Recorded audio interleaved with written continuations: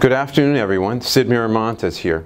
Wanted to give you a quick update on the markets and what we see happening here in the next period of time.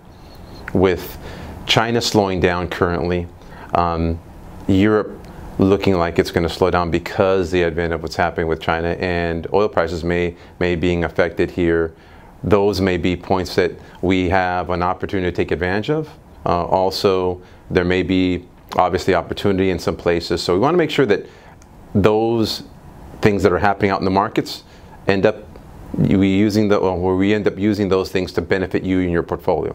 Slowing in China, for example.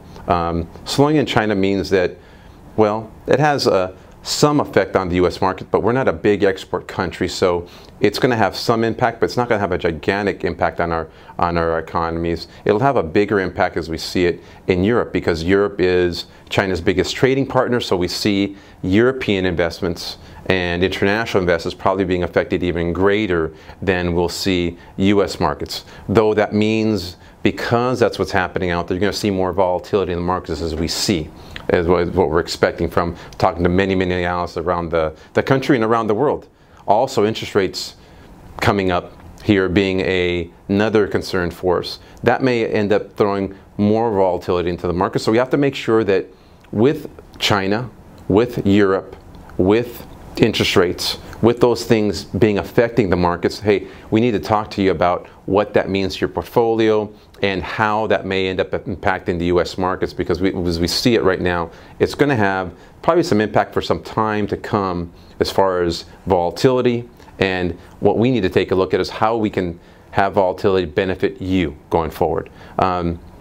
Now also too, we may have some impact on oil stocks, because now as China's slowing down, China's not going to buy as much oil, so that may have the OPEC countries to produce less oil, which means that would end up inflating oil prices on that end, which might end up being a benefit to take a look at oil prices or oil stocks as that may be. So we have to take a look at all different things and what makes sense to you. This may be a good time when stocks are down to buy stocks that are paying high dividends, because stocks have dropped down significantly. There may be an opportunity to buy stocks that are paying significantly higher dividends than what they were paying before, because the stock prices are down. So all of those things can benefit you in a positive way.